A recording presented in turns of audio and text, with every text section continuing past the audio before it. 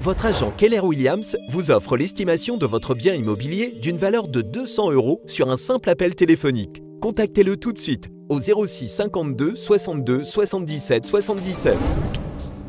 Nous sommes le mardi 4 juin, bonjour, bienvenue sur tv4.fr. Si vous n'avez pas encore rempli votre déclaration de revenus, pas de panique, vous avez 48 heures supplémentaires pour le faire dans les PO. Normalement la date limite c'était ce soir, minuit, mais à cause d'un bug du site web des impôts hier face au trop grand nombre de connexions de dernière minute, le ministre de l'Action et des Comptes Publics, Gérald Darmanin, a donc octroyé ce délai supplémentaire pour les numéros de département 50 et plus.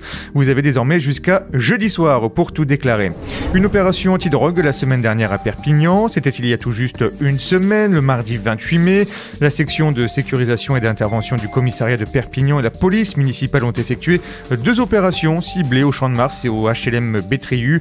2 opérations qui ont permis de mettre la main sur près de 1500 doses de cannabis et de cocaïne cachées dans plusieurs véhicules, parfois à l'abandon.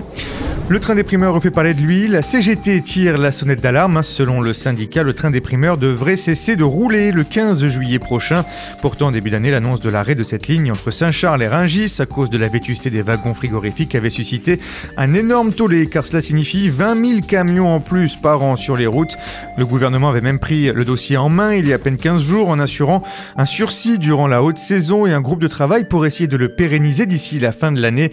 Mais voilà, les 2 principales entreprises clientes de la ligne ont décidé d'abandonner le rail. C'est un délégué syndical salarié d'une des 2 boîtes qui l'assure. D'ailleurs, il affirme que le déménagement des locaux de la gare de fret a déjà commencé. De l'autre côté de la frontière, de plus en plus de touristes en Catalogne, selon le journal El Periódico. C'est d'ailleurs la région espagnole qui accueille le plus de touristes étrangers depuis ce début d'année. Une première place qu'elle reprend aux îles Canaries. Pour l'instant, depuis le 1er janvier, ce sont près de 5 millions de touristes étrangers qui ont posé leurs valises en Catalogne pour leurs vacances ou quelques jours de repos. C'est presque 5% de plus par rapport à pareille époque l'an dernier. Vous retrouvez ce Flash Info sur notre site internet tv4.fr. Vous pouvez nous suivre sur nos pages Facebook et Twitter et vous abonner à notre chaîne YouTube. Bonne soirée et à demain.